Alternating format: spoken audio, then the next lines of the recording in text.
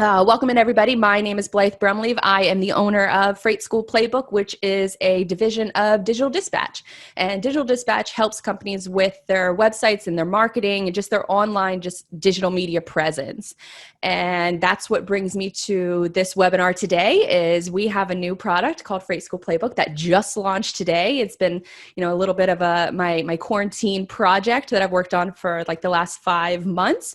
So that is the overall goal, is to not only showcase how that can help you later on in the program, but also to just sort of shine a light on a lot of the freight marketing mistakes that I'm seeing out in the wild, out in the world, and how you can avoid doing them yourself. If you're looking to get into content marketing or just sort of up your digital media game, that is what this webinar is going to cover.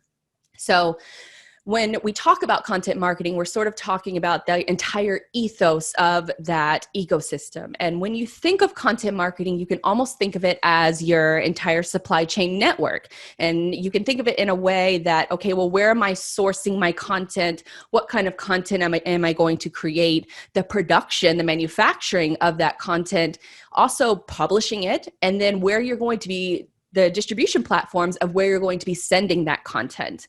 And then you're going to measure the results of all of that. So that's sort of the ethos of content marketing. And it can sort of be, I don't want to say complicated at times, but it is intricate. And there are a lot of moving parts and there's a lot of moving pieces, because usually marketing is one small facet of a larger company. There's a lot of things going on. If there's, loads being booked and people handling customer service and missed delivery times and things like that, marketing plays a role in that somewhat, but we're more on the end of trying to secure new business and trying to hone in on the brand, on the messaging, and just the overall brand awareness, so that in the future, when somebody does run into an issue, when somebody does run into a problem and they can't get that truck booked or they can't get this load picked up, then they know what you offer, they know where you're at, and they know to call you. So that's sort of the ethos of how content marketing plays in the freight industry itself.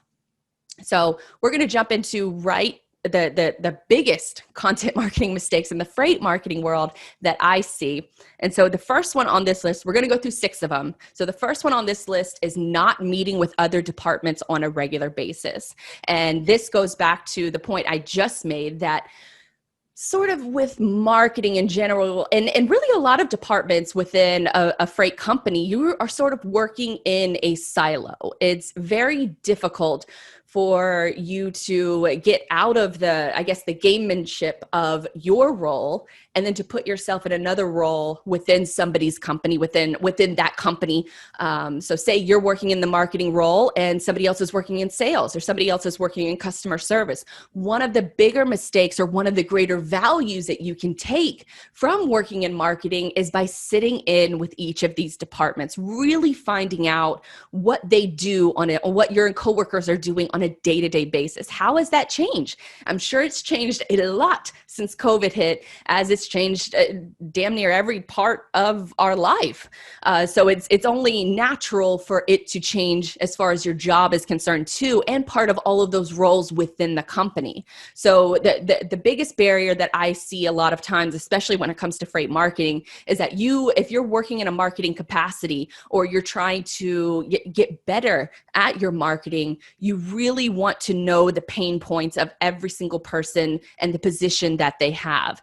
One really good example that I've seen is that you can sit in with the customer service rep or the carrier relations rep. You can sit in with them and listen to the phone calls that they're getting on a regular basis. Are there any common themes?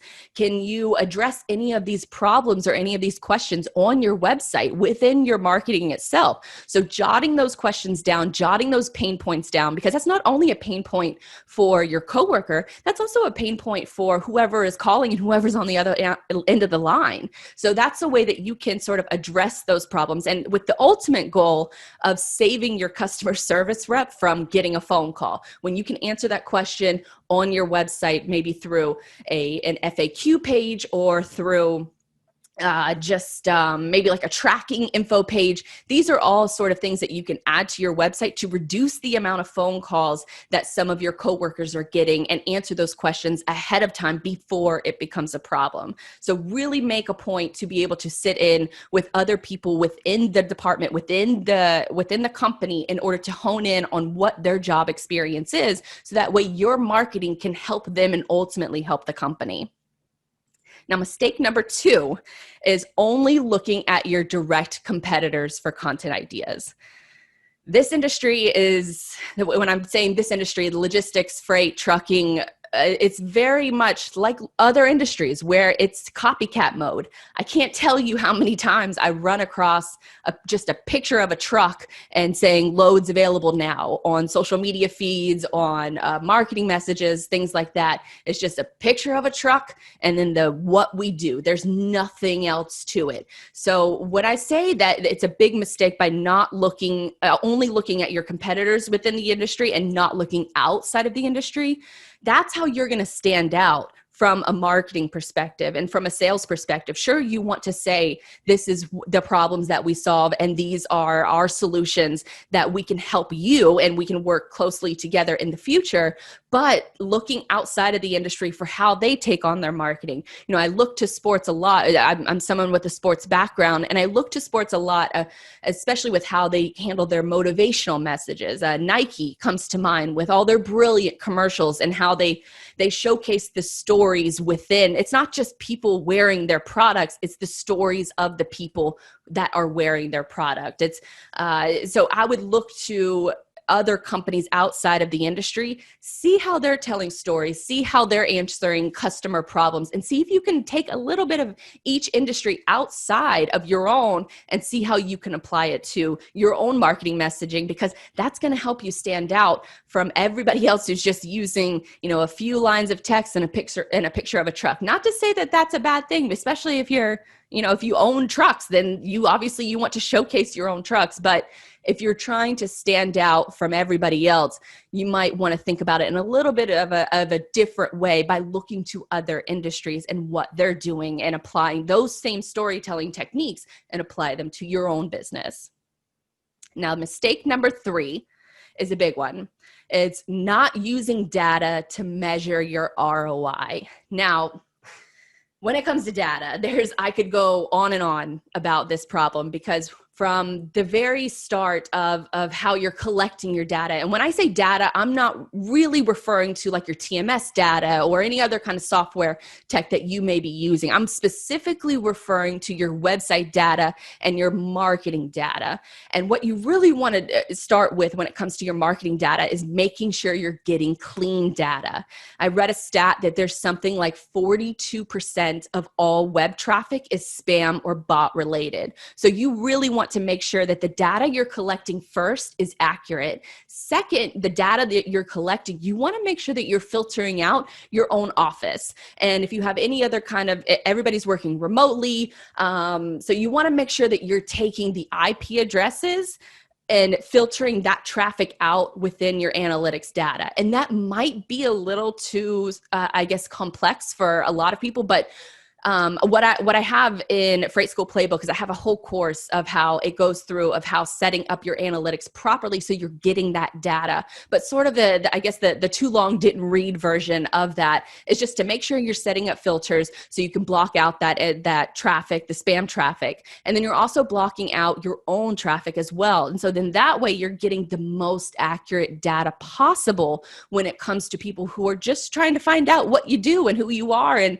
what kind of services you offer and how you might be able to help each other. Once you have that data, then you'll be able to accurately measure the performance of your campaigns, of your efforts. If you're just blindly just posting to social media because you feel like you should, then the data will tell you if that's worth it or not. I can't tell you how many times or how many years I've spent, and I still kind of do to this day, wasting on, say, a platform like Instagram. Instagram is famously low for their conversion rates. It's more for a portfolio. It's more for brand awareness. But for a while, when that social network first came out, it was one of those, it was a story that sort of Facebook fed you, is that this is a valuable platform that you want to build your business on. And while from a portfolio brand experience, I would say, yes, that's true. But if you're trying to convert leads from Instagram over into maybe a carrier or a future shipper or a future customer of yours, you're going to have a hard time doing that, just because Instagram, the platform, the people who are going there aren't going there to leave the platform. They're going there to be distracted. So you have to sort of keep that in mind when it comes to platforms like that. But you would never know that if you didn't actually check your analytics, if you didn't check your data. Now, some of the more successful ways that you can convert any kind of traffic over to your website and into owned media is through like a Twitter, a LinkedIn. LinkedIn is huge for the freight industry. And that's where a lot of the influencers, especially within the industry, are gravitating towards. LinkedIn is their bread and butter. I would say Twitter and Facebook are probably a close second, but using those platforms, you can convert those visitors into owned traffic, which is your website and your email list. So make sure you're collecting clean data, and then also make sure that you're looking at your data to see, where am I spending most of my time and what's the ROI on it? Am I getting any traffic from this? And of that traffic, am I getting any leads? Because it could be reversed. It could be a situation where you're getting a lot of traffic from LinkedIn, but they're not converting to leads. It could be a situation where Twitter, you're not getting a lot of traffic, but you're getting a lot of leads from it. You don't know unless you check your traffic analytics via your website. So that is mistake number 3. Now for mistake number 4, kind of piggybacks off of the one that I was just discussing.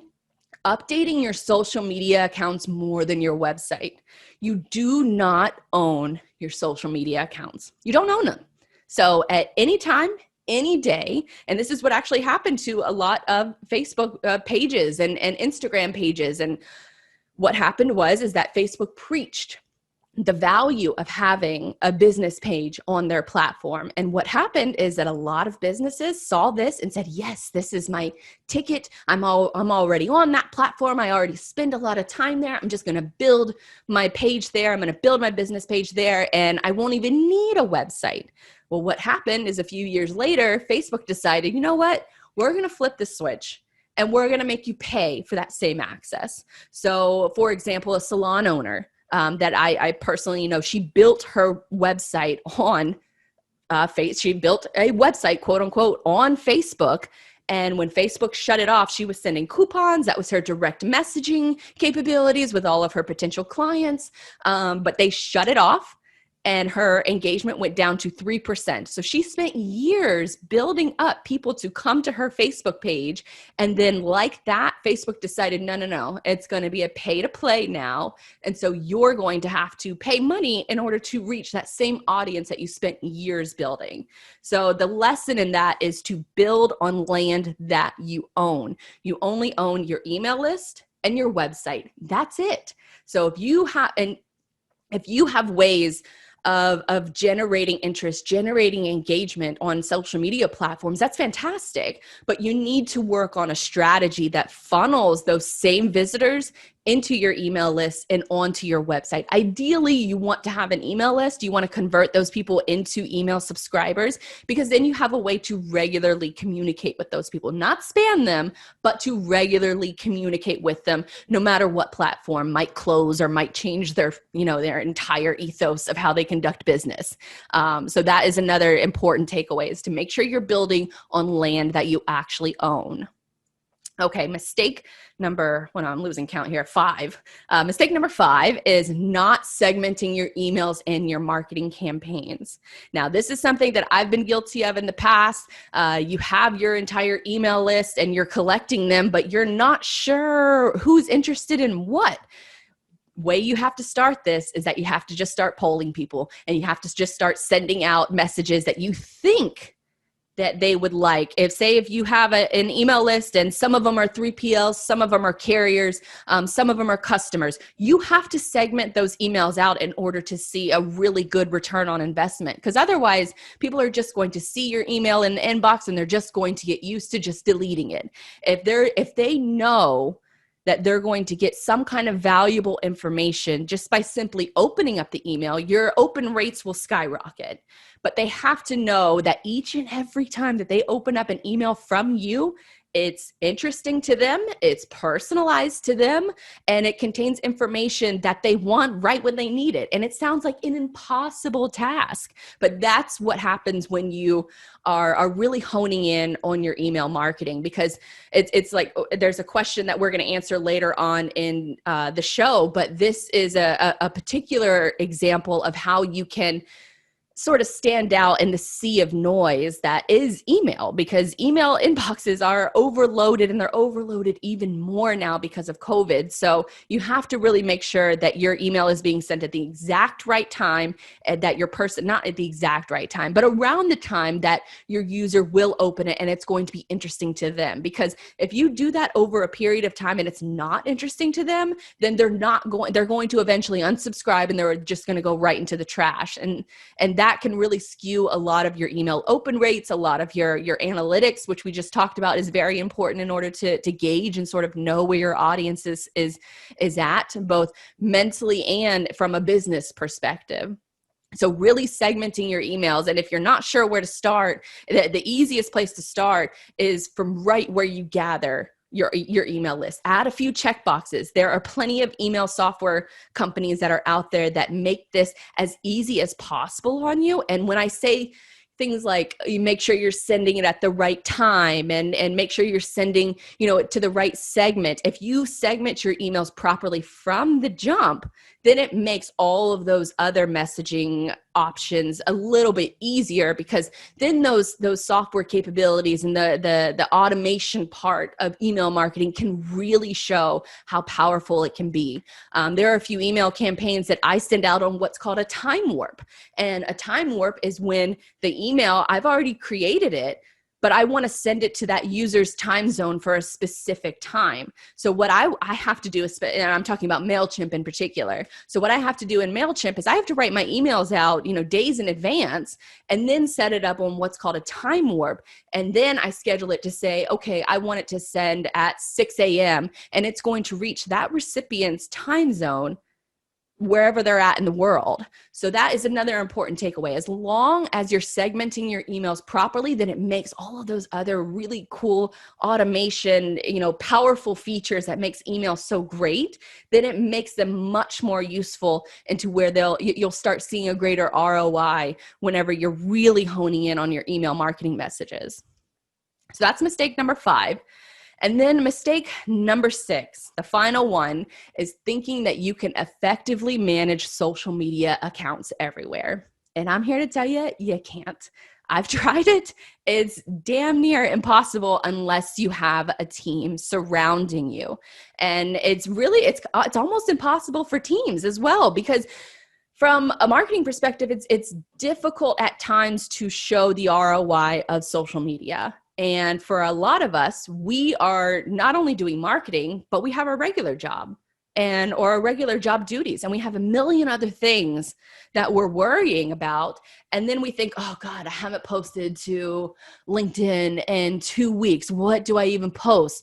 And that sort of dread, it makes things a lot easier when you're only dealing with 1 or 2 social media accounts. If you don't have time for all of the social media accounts, which is plenty, there's Facebook, there's Twitter, there's LinkedIn, there's Instagram, there's TikTok, and then there's all kinds of new ones that pop up seemingly at least once or twice a year. It's difficult to keep up with, and each one of them has their own sort of messaging style. So it really takes a time investment in order to learn that platform, learn what works well and what doesn't work well. And then it's a period of trial and error, but you really can only focus that kind of attention on 1, maybe 2 platforms. The rest of them, you kind of got to treat them as sort of a portfolio. And another thing to keep in mind is that if you're on a social media platform, your customers might be expecting to get customer service from that platform. So if you have a Facebook page, if you have a Twitter account, and you're not actively checking your messages,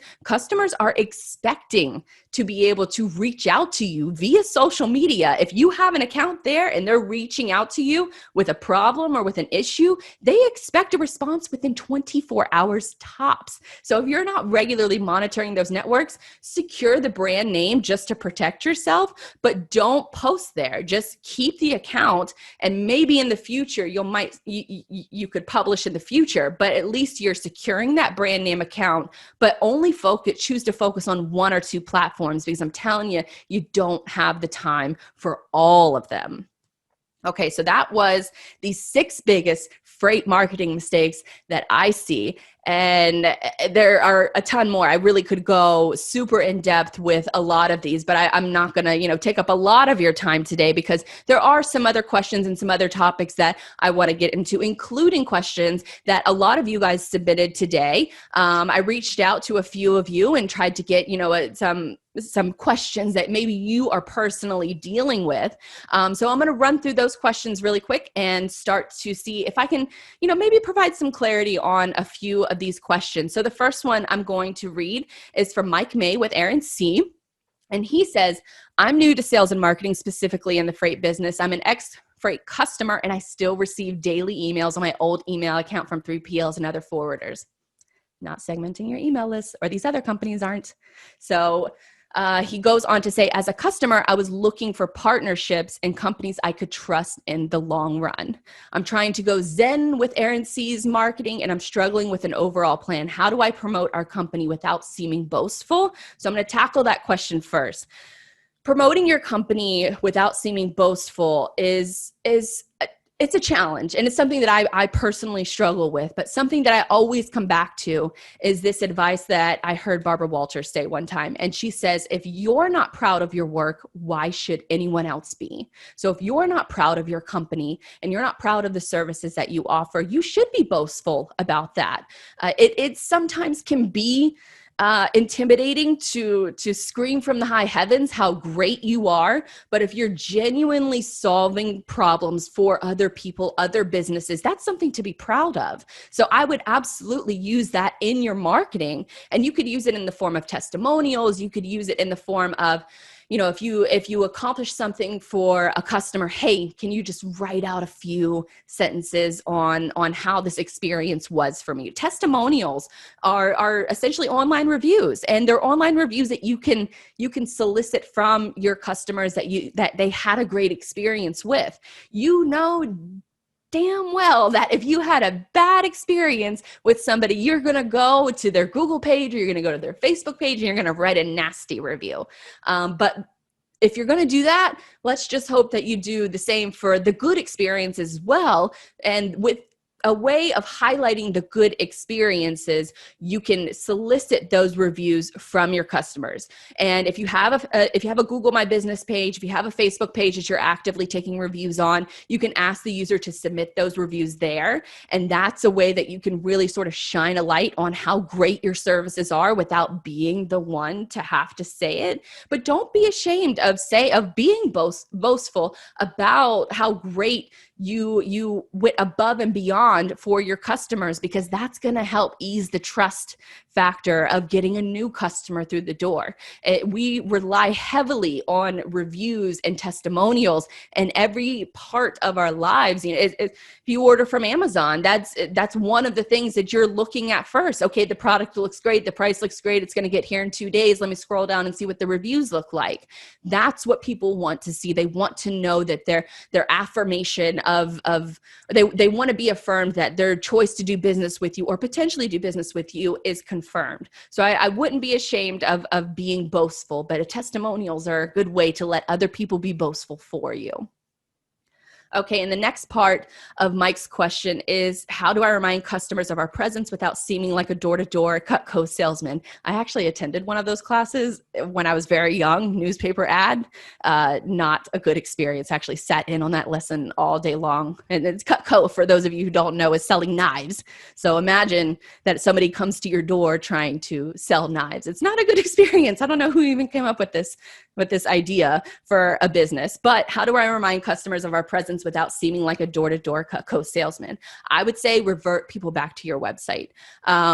It's always nice, I think, to include in your marketing messages. Don't make it a central piece, but make a page on your website or even on, any kind of social media platform that you have.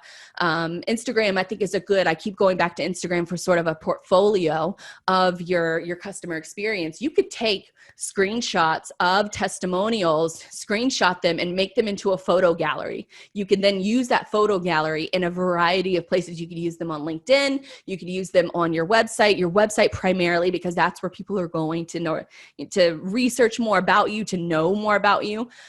So that's the way that I would do it. I would include it on my communications, maybe even in your email signature, including just a link to testimonials that you can find on your website. That really helps with like your cold outreach or with just your general marketing messages that you're sending out, if you're sending those out. If you're still in sort of the planning phase of sending out your marketing messages, I would think about adding a testimonial section or what our customers have said about us. Add some kind of section, some kind of terminology to your website, so then that way you can use either that page or that photo gallery in the future. Now, sorry, I gotta take a drink break. Okay. And he also Mike adds on, I'm usually genuine in my sales reaches touches, which is great. But with all the other random marketing emails going out, I think we get grouped in with the other more desperate messages. And that sort of goes back to one of the other freight marketing mistakes that I was referring to with your email marketing and not segmenting them.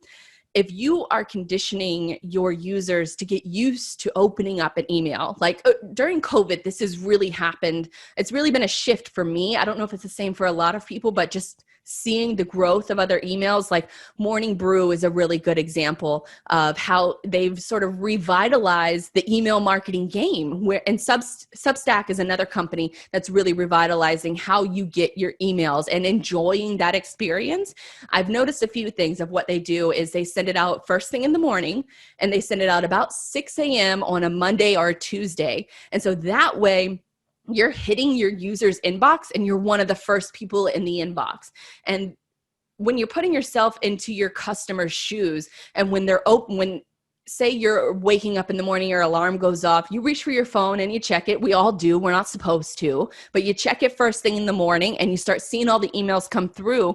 If it's a pleasant experience every time that they open up your email, they're going to plan time aside in order to enjoy that email. And that Morning Brew's email is a perfect example. I love to read the Morning Brew email when I'm having my coffee. So first thing in the morning, I know that I'm going to have a good experience because every time that I've opened that email, I've had a good experience.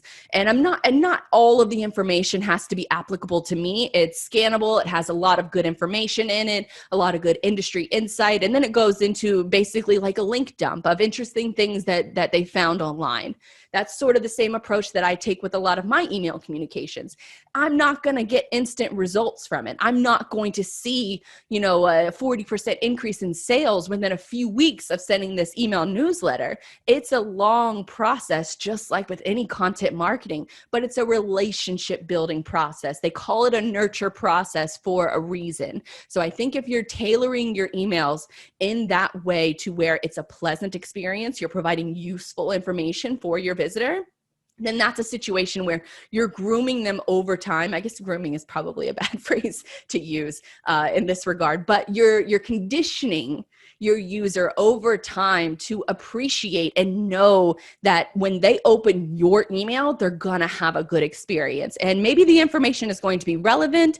A lot of the times, and maybe it's not, but at least it's going to be something useful, and it's not a carrier sending out emails to, a Christmas tree shipper who, when it's, February. So that's just a random example of how email marketing can go wrong, because there are so many people out there just shooting from the hip and just pretending as if, it's just a transactional base. When email, you really have to look at it as relationship building. So if you're looking at it from that perspective, putting yourself in your customer's shoes, and you're you're providing them value. It is a long game, but in my opinion, it's a worthwhile game. It's also why you see all of these other companies, and I want to say all of them, but there are a lot of companies who are taking an extra effort into their email game just because there's so much other content that can come from your email. I mean, when I write an email, I take the email and all of my subscribers get it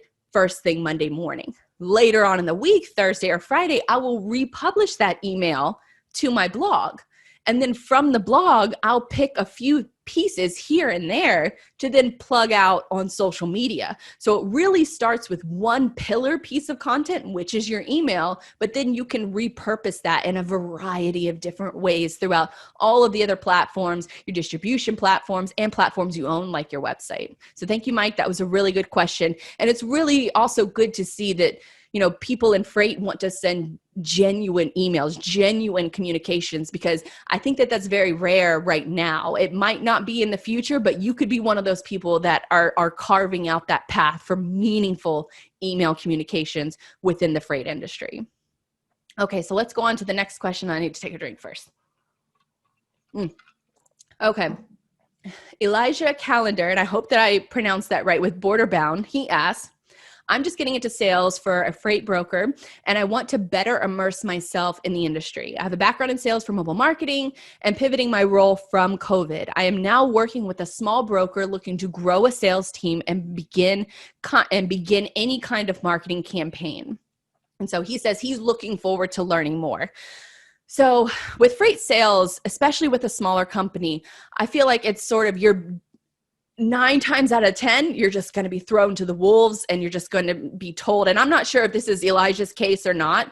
I'm just, sort of spitballing here of the experience that I've heard from other sales reps, that essentially what happens, and this might be more common among the bigger freight companies. Elijah said he's working for a smaller brokerage, so maybe it's different there.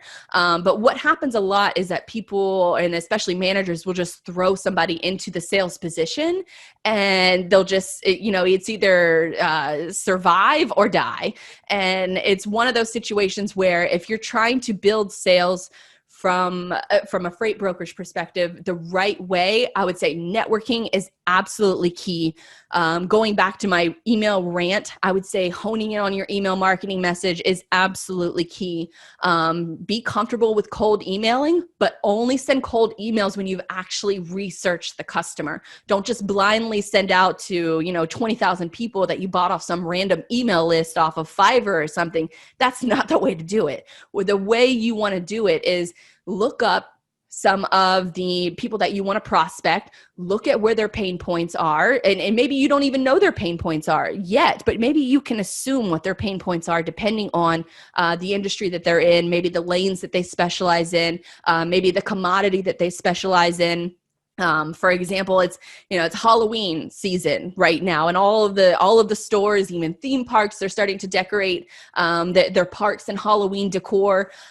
So if you're reaching out to maybe the people who ship pumpkins, so that could be a situation where you reach out to the people who have the pumpkins, and you're trying to set up those distribution points from point A to point B. Then that could be a situation where you reach out to the pumpkin provider. I'm sure I'm butchering the proper phrases here, but you're reaching out to the person who has that supply, and you want to give it, and you want to communicate that to the person who you're ultimately wanting to deliver it to. So you're finding out their pain points, you're thinking about their pain points, you're reaching out to them to establish a connection, you're doing any kind of research that's publicly available on the web that might be able to help you with your cold email. So technically it's still a cold email, but you've done your research.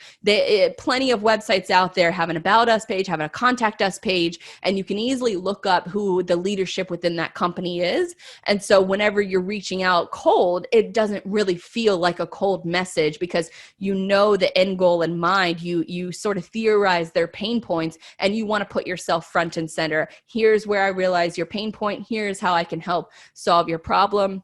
Now, I would also document how you're approaching these customers and how you're approaching it from a sales perspective.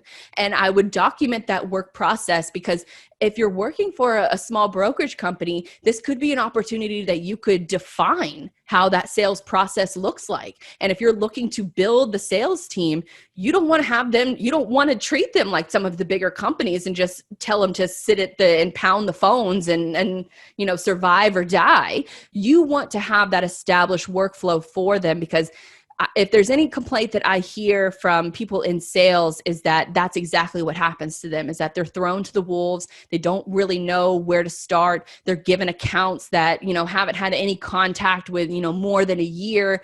So it's technically a cold outreach anyways. So they're pretty much just starting from scratch. I would do your due diligence. It's the hard way, but it's the right way. Do your due diligence when you're scoping out these customers in order to reach out to, and be persistent. Be persistent with the solutions that you're going to offer them and that the problems that you're going to solve for them. And then in addition to that, document your processes and document your workflows, so that when you do start growing as a sales rep and you do start building that book of business and you are able to start hiring other sales reps, then you can bring them on and you can show them the ways that you were successful for that company. And then that way it helps get them up to speed a little bit faster, and it helps your whole sales department grow. And that's ultimately what everybody wants out of a sales department, is to help the company grow, because what works for the company works for the employees. So great question, Elijah. I hope that was helpful. It wasn't a little, scatterbrained. But ultimately, just do good marketing. I think that's what a lot of companies sort of look at marketing as like the easiest thing in the world to do. Oh, you just publish some stuff to social media and it's fine. No, it's a constant testing in theory over and over again. This is what I think based off of this data. I think this type of messaging is going to work, and you're going to test it. And if it doesn't work, you're going to test it again, and you're going to test it in slightly different ways. That's all marketing and sales is trying to find what's going to work for a specific customer profile, a buyer persona. That's all you're really trying to do. And it's a constant circle of life almost, where you got to really think about it and put yourself in the customer's point of view. And is your messaging working? And if it's not, what can I change and how can we make it better? Okay, next question is from Adrian Ross with Crowley Maritime. I should say, I should get that right. They've only been around for 128 years is what Adrian said. So he says it's a 128-year-old company, and you can imagine over the course of time, we've accumulated a lot of knowledge on a lot of customers. I'm going to go out on a limb and say that a lot of our data is unusable, but even with that, I'm sure there's more that can be done to take advantage of our current accumulated data. What are some strategies that legacy companies can use to take advantage of with their existing customer data and market to make them better?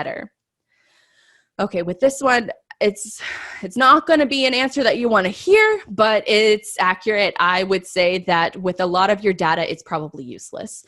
So I would say from a marketing perspective, what you should do is focus right now on auditing what you currently have from a marketing and sales perspective, specifically when it comes to what channels are you currently marketing on, how is that traffic routing back to your website, and what are those customers doing? Do they ultimately, I would do this for a legacy company, I would do this for the past, and normal times, I would say the past 2 years, and look at your customer data and how it converts and what the ROI looks like. Is a certain percentage of people who come to the website, do they eventually fill out a form? Do they eventually download a case study?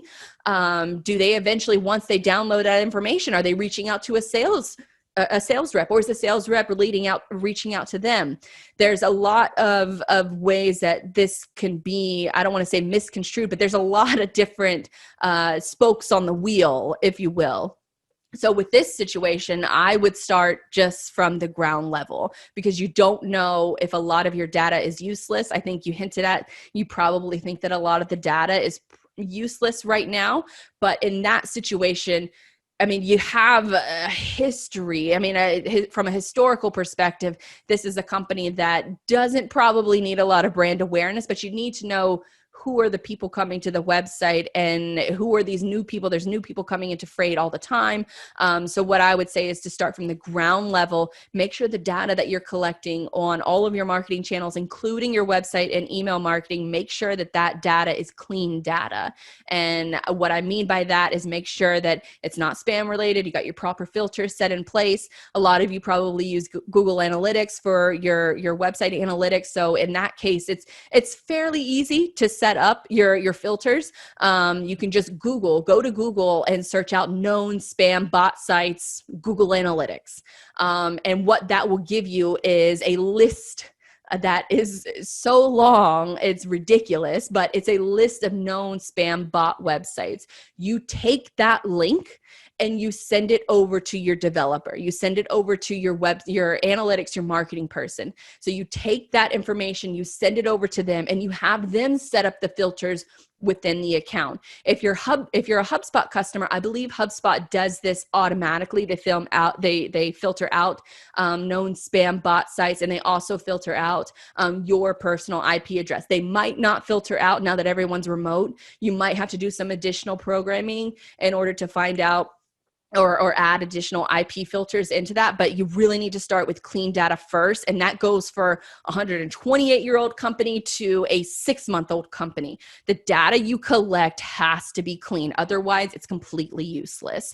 So start from there, and then you can start making those educated decisions on where you should spend more time and energy when it comes to your marketing and sales goals. If you don't have those filters in place, or if they're not willing to set it up, then you're kind of you're kind of screwed, to be honest. You really need to make sure that whoever is in charge of the marketing, which they might already have these parameters put in place. In that case, what you can do from there is to start setting up regular analytical reports that are sent from your website, sent straight from HubSpot, straight from Google Analytics, and they're sent directly to your sales team. Because the sales team, in my experience, love numbers. They love to see what's happening and what's working and what's not working, because they want to do their job better too, just like everybody else within the company. So as long as your marketing can help you facilitate those reports, then you'll have the clean data that you can work with. And then you can start to dive in a little bit deeper once you get a greater understanding of where your traffic is coming from, what pages they're interacting with the most, if they're downloading any case studies, and what's happening after those things happen on the website. For example, if someone downloads a case study, is a sales rep reaching out to them immediately, or are they reaching out with an email series that starts maybe a few hours later? So think about it from that perspective of, if you were in the customer's shoes, A, you want to get the clean data first, but then B, if you are in the customer's shoes and you're downloading a white paper, what's the next steps that you would want to take as a customer?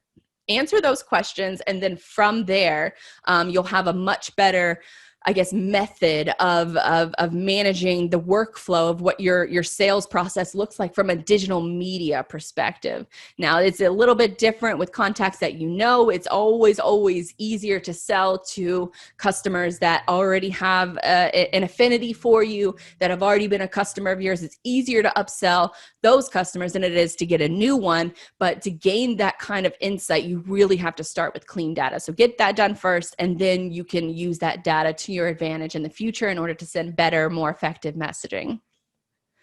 Okay, last question comes in from Kyle Macnow. I don't think I pronounced your last name correctly, and I'm sorry, Kyle. But he's with Aborn & Co., and he says, I'd love to know what other marketers are doing to leaving a lasting impact on the age of, after the age, or in the age of Corona. I feel like everyone went to email at this point, and it's all white noise for a prospect at this point. Yes, it probably is. I've seen some success with webinars, but I've also seen that become the go-to play for everyone. Now, there's a follow-up question, but I'll answer this one first. Now, yes, there is a ton of white noise.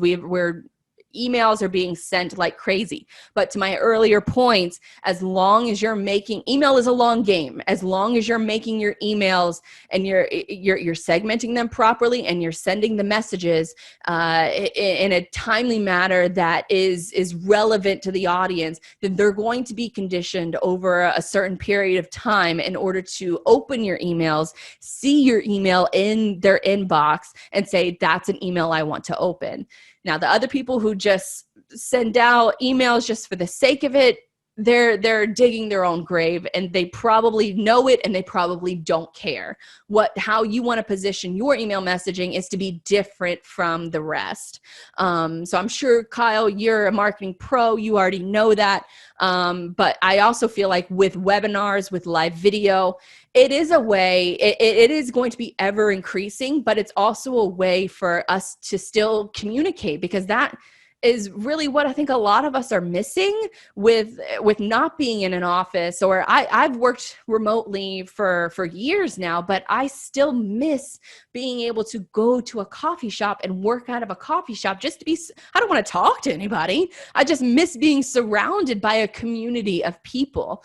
So I think that webinars are a great way to still keep that human interaction, still communicate how you're feeling and what you're going through, and how ultimately your solutions will solve your customers' problems. So I still think that there's definitely a lot of value in it, but it's up to the webinar host or whoever is hosting a live show to provide that value and put their listeners first and put their viewers first. If you're not doing that, then you're not going to see much success with any kind of marketing if you're not putting your customer first.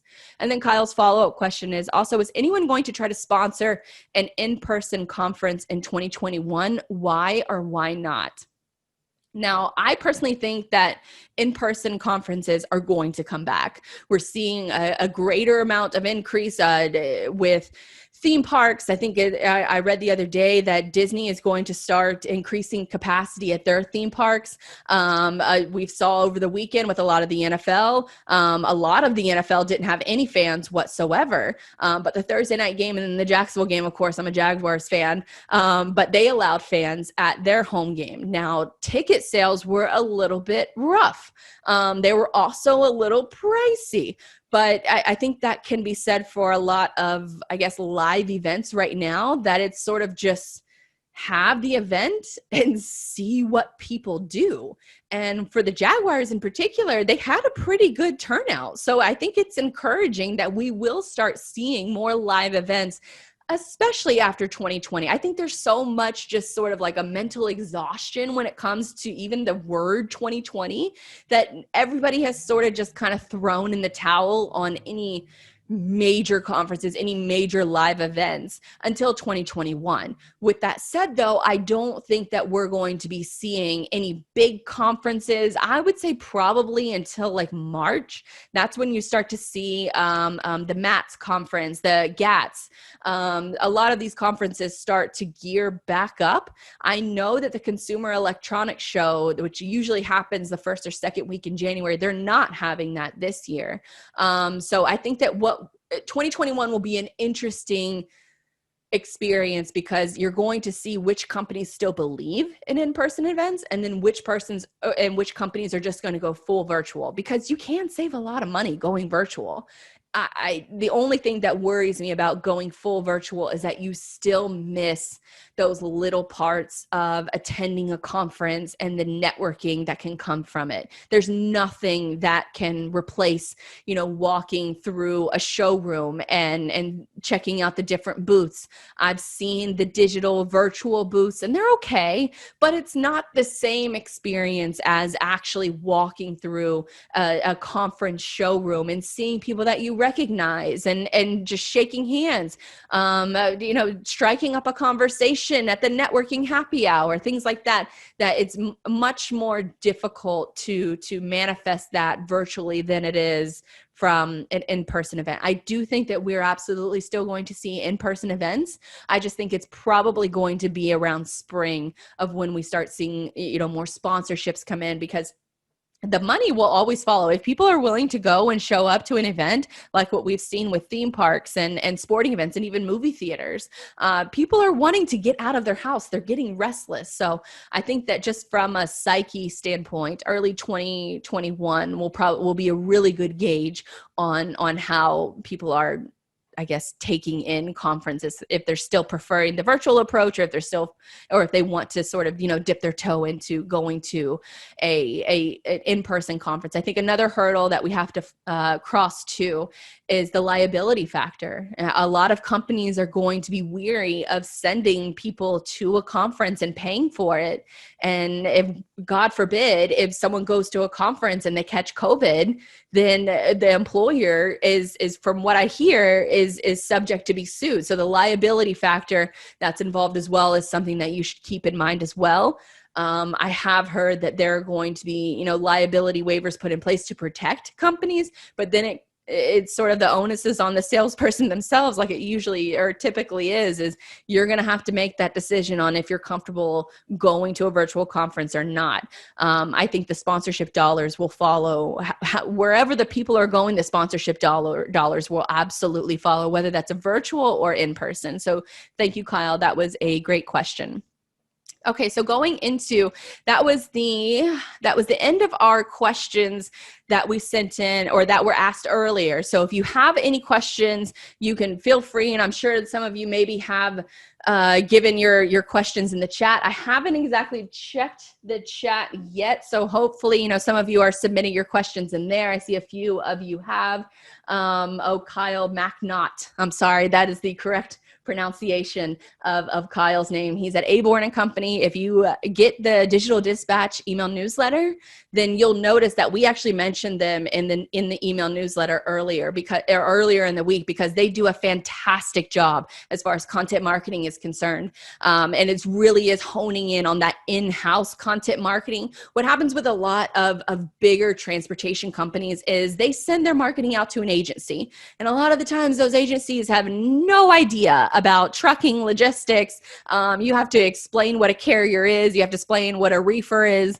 And in Kyle's situation, they handle their marketing all in-house, which is they lead by example as far as content marketing is concerned. They have their executives involved in video presentations. They are doing podcasting. They're on YouTube. They're taking advantage of SEO. So if you're looking for different content marketing examples, I would highly recommend checking out Aborn & Co. I know they're on Instagram and I know they're on YouTube. YouTube is where you'll find all of their videos. And I watch all of their videos. They're fantastic. They do not only just educational insight, but they also do interviews with industry leaders too. So that's a good blueprint of if you're thinking about your content marketing strategy and how you can be a little bit different, but still provide tremendous value.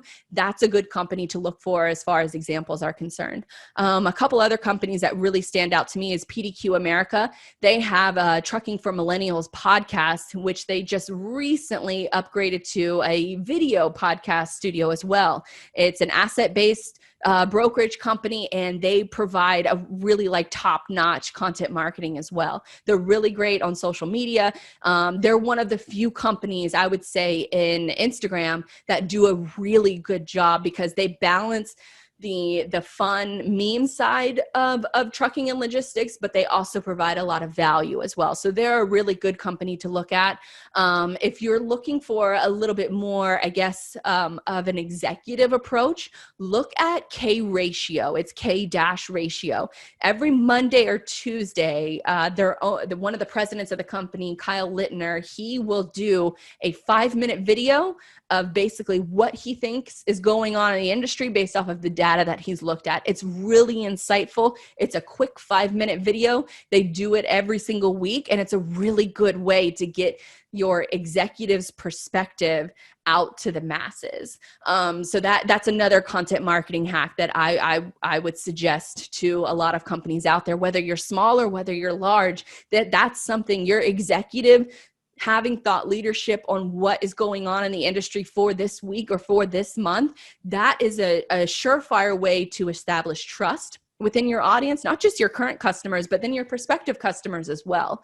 So look at it from that perspective. So K-Ratio, PDQ America, and Aborn & Co. are all really good examples if you're looking for it to step your content marketing game up, or just looking to really start from the ground level of what you should be doing with your content marketing. So those 3 companies are really good.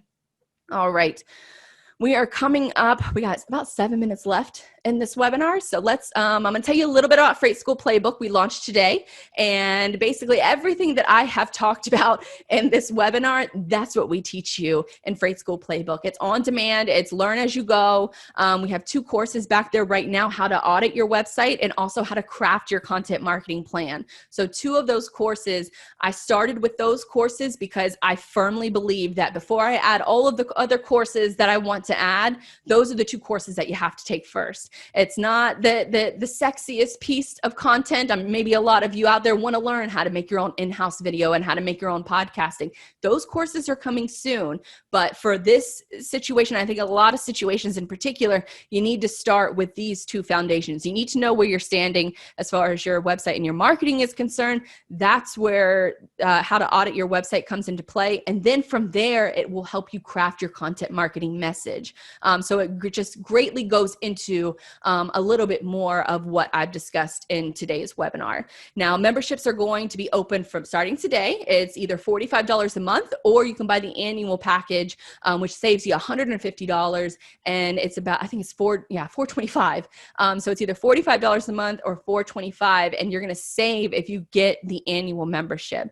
Now, these memberships are going to close on September 24th. That's not this Thursday, but next Thursday. So when they close, the idea of closing the memberships is that we're going to have a really tight community. And what we're going to do is we're going to really build off of each other. We're going to figure out what's working well, what's not working well. And as a founding member, you're going to have a voice as to what content is added in the future. If you don't want me talking about podcasting, you'd rather me, drop a course on SEO, search engine optimization, then that's the course that I will publish first before the other one. So that's the goal of having closed memberships, is that we'll open in the future later on down the line, probably early 2021, maybe December 2020, just to, for the people who are New Year's resolution focused, which I am. So I think that that's a good time to reopen. But if you have any kind of content goals in mind and you want to grow with each other and with a community behind you, then this is the platform for you. It's the lowest cost membership in the industry. There's no other really marketing and sales content out there that you can take on a course level that sort of cuts out the noise and clears and really creates clarity for a lot of your marketing and digital media and sales goals. So if you heard me talk about the phrase, IP addresses and analytics and, all these other phrases that you're like, what the hell is she talking about? That's what I cover in these courses. And so if you have any, follow-up questions or things like that, that's where the community really shines, is that we'll be able to help each other out. We'll be able to intimately answer these kind of questions. And then hopefully, with the growth of the program, with the growth of Freight School Playbook, we'll be able to hold private Zooms just like this, and I'll be able to invite you guys on, and then we can have, a face-to-face discussion, and we can all collaborate either together or independently. It's really got it's almost like a pottery where we can mold it as we see fit. That's what I'm really excited about, is being able to really intimately grow the platform with the programs that you guys want to see the most. So that's Freight School Playbook, sort of in a nutshell. We're going to be doing another one of these in next Tuesday, same day, same time, 2 days before the memberships will close again. So I have a ton of questions that people submitted via LinkedIn that we'll answer on next week's show. But then I'll also go over a sample of the content marketing plan that I use for my business. So how I brainstorm, how I come up with content ideas, how I create them, how I create the distribution plan for them, and ultimately how I measure that success. So I'm going to go through my sample content plan. I'm also going to give you a copy of my spreadsheets so that you can use them and sort of tweak them to fit your needs. So that's Freight School Playbook in a nutshell. I would love for you guys to join us this same time, same day next week. You'll probably get a notification if you signed up for this webinar. I believe you'll get a notification for next week too. So if you have any questions in the meantime, be sure to submit them either on the website or directly to email. You can email me, Blythe at Brumleve Brands, and I will be sending out a replay of this show as well, so you can follow back up. You can take some notes. Whatever your heart desires. I mean, really, that's the goal of the webinar replays, is that you'll be able to do with this information however you see fit. Okay, so let's go into, I'm going to ask Brian. Brian, do we have a? Okay, we got a question. Let's see. Sorry, I'm new to this Zoom thing too. Oh, Q&A. Perfect. Would you consider, all right, Carlos is asking, would you consider best practice in nurturing on lead databases? So Carlos, what I think you're referring to is, it's not, I think it's called Zoom, but it's for leads. There's another program out there that you can get quality leads from, and it is technically a lead database. So what I would do if I was in that situation and I was reaching out to someone cold, which I have done in the past, if I see somebody that has a crappy looking website and I think that they can do better, then I'll reach out to them and I'll say, hey, I think your website could use some work. Here's where I think you're struggling. Here's where I can help. I think as long as you're using those lead databases and you're looking up the companies that you're going to be reaching out to, you have to personalize it. Try to find out a first name. Finding out a first name and including it in your email I don't know the exact number, but I know it helps a lot when it comes to conversions, when it comes to open rates, when it comes to, somebody just opening up your email and taking the action that you want them to take. I also think that there's a lot of studies out there that can preach to the high heavens of the pros and cons of sending a plain text email versus a fancy, pretty HTML email, where you have your logo and you have GIFs, and that's the approach that I've taken with the fancy stuff. But I've also seen a lot of success when it's just a plain text email and it has one link in the email.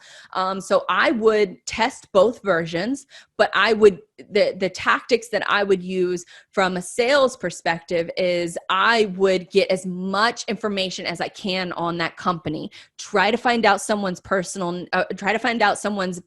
name, address them by their first name, and that would get right to the point. People are busy. Like we've said several times in this show, this is a time where people are getting more and more emails. You have to have a method of standing out from the rest. Do not, if you are a HubSpot customer or you have any kind of email templates or any kind of email sequences, do not use the default settings. I can't tell you how many times that I get emails from people in the freight industry that are using the HubSpot templates and that are the same thing that everybody else is using. So don't do that. Use the framework. Don't use that exact same text that they're using, because marketers like myself, salespeople, we can spot that a mile away when automation takes over. You really want, it sucks, and it's probably not the answer that a lot of people want to hear, but you got to put the work in. If you're going to be gathering those leads from lead databases, they can be valuable, but it's what you do with that information after you get that lead info that is really going to take the extra mile for you. So what I would personally do, and what I've seen sales departments for companies that I've worked with in the past, what they will do is they'll get 25 emails from a lead database, and they will work those emails and they will research the company. They will find out, all their social media profiles. They'll find out their website. They'll look into everything that they provide. And then that way, your message that you send to them, whether you send them a fancy, pretty email or whether you send them a plain text email, that makes that information go a lot further. You can still set up your sequences if they haven't opened up the email after a few days. And that's what I mean by a sequence, where you have, 4 or 5 emails and something happens if someone didn't sign up or didn't click a link. Like for example, one of my campaigns that I send out, if you don't open the email within 24 hours, then the email is automatically sent to you again just to see if you'll open it. You can take that same approach, but it's the information that's in the email that is the most important. Because if you get your user to open the email, you got to make sure it's worth their time. And if you're trying to build that relationship, whether it's through a sales funnel or whether it's through a marketing funnel, you really have to make sure that that is worth their time, whether from an informational standpoint or this is how I'm going to solve your problems. So hopefully that answers your question. But I would not shy away from lead databases whatsoever. It's the information that you send to those leads once you get their information. That's what matters most. So I think that was the only question. We had a few responses in the chat. This is all great. Let's see. Thank you guys so much. This is a lot of really good feedback. Thank you. This is actually my first live webinar. I've hosted, live broadcasts. I'm a former sports broadcaster, so I've hosted live broadcasts in the past, but this is my first live webinar. So dealing with, the chat and sharing a screen and all that good stuff. Hopefully I'm going to experiment with that next week when I show you how I work my content marketing plan. But this is a first for me. So hopefully the audio was good, the video was good, the experience is good, but I'm going to go ahead and I'm not going to take up too much more of your time because we hit the hour. So that's good. I knew I could speak for an hour. I just hope that, a lot of what I discussed today was really valuable for you guys, for enough for you to come back next Tuesday. If you want to check out any of the other, if you have any other further questions, if you think about a lot of the information that we discussed, stew on it, send me an email. Send me what your question is. I'll answer it on the next show. We got a ton of questions that I can answer next week anyways. So what I'll make sure is anybody who's in attendance live, I'm going to answer yours right away. And speaking of being in attendance live, I almost forgot. We're doing a giveaway.